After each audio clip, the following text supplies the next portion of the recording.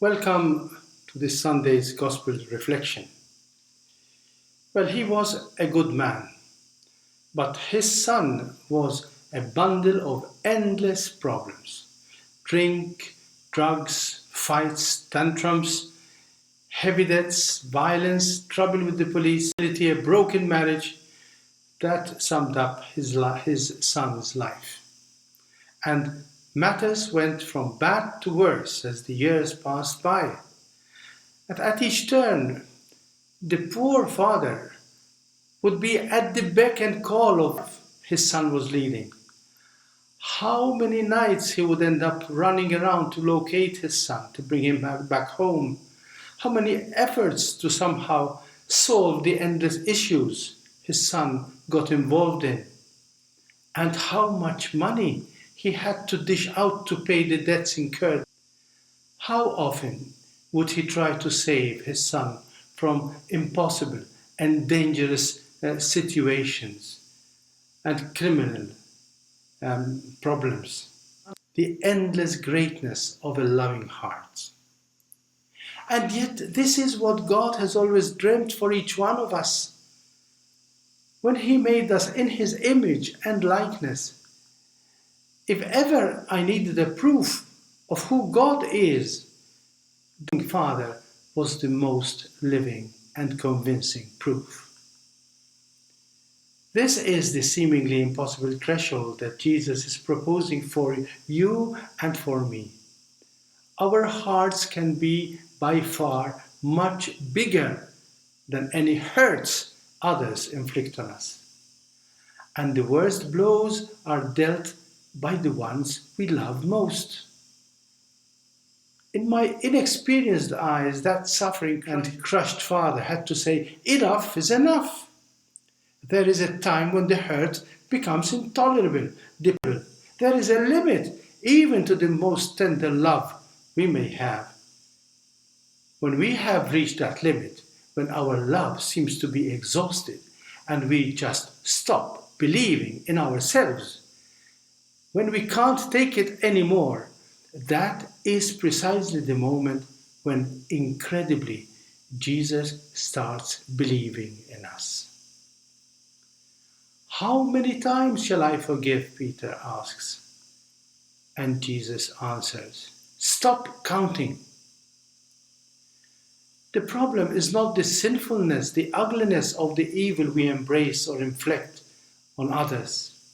The real problem is to discover and accept the incredible greatness to which we are called and in which we do not believe. Forgiveness is just acceptance. Forgiveness is not an achievement, a victory over anything or anyone. It's not even a so-called virtue that we are strong enough to practice. Forgiving is an embracing and unfailing love of the other for his or her own sake. It's not a favor that we make to the one who hurts us. It is a favor we do to ourselves. It is a free gift we make to the one who hurts us, and the free gift that we receive through Him. We do not forgive because we are good and generous, nor is it because the other person is good and generous. We do not forgive because the other deserves it. Forgiving is precisely just a giving of oneself to the other because he is just the other. It is the joy of discovering the real greatness of who we are in the eyes and in the heart of God. It is this greatness that we discover within us that makes it possible to let go of our fears, our pains, our hurts. And we can stop ourselves from seeing these fears, pain and hurts, from the side of how it affects me. And we start seeing this and hurts as what affects the one who hurts us.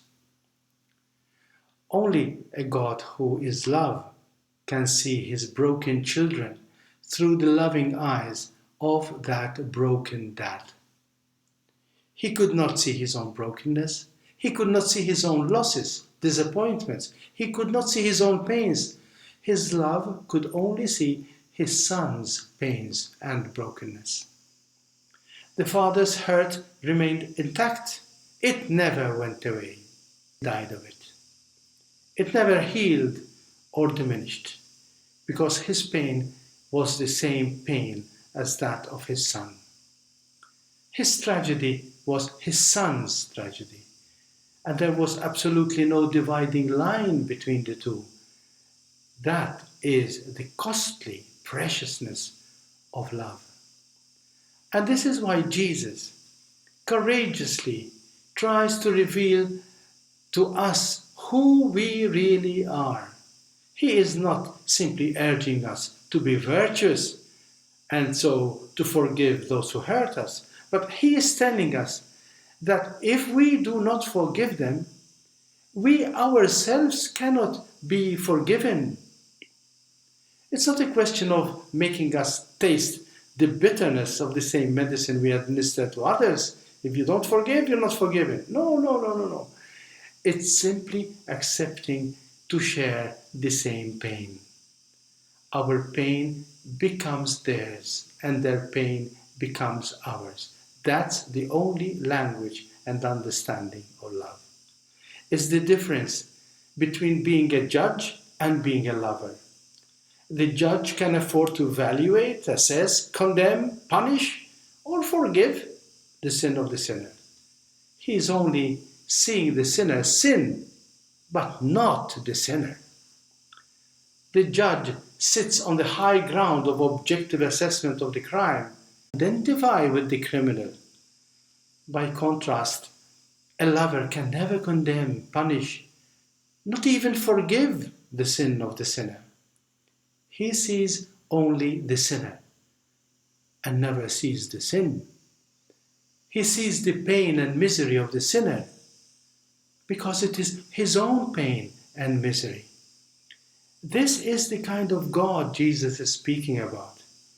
In spite of all the images of him that are ingrained in our subconscious, if God is love, he can never judge from the outside or from somewhere high above. He is our Father, whose love for us makes him shine the sun and drench with life-giving rain all his children, independently of their good or their evil actions. St. Paul says something very shocking about Jesus. God made him who had no sin to be sin for us, so that in him we might become the righteousness of God. The righteousness of God, not of men. It's a righteousness that is our nature and not just a good meritorious action as we see it as humans. Jesus did not come simply to pay the price for our sins, as if he had to buy back the Father's love for mankind. He did not come to erase our sins so that we would have a clean record. He came to embrace our sinfulness and make it his so that his beauty may be ours. No, we cannot be forgiven if we do not forgive.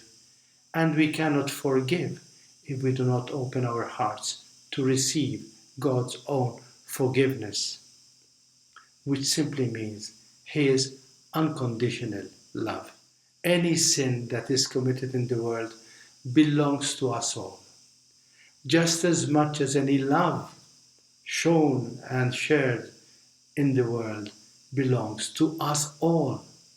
That's why God gave to each one of us a heart that is much bigger than the hurt we may give or we may receive.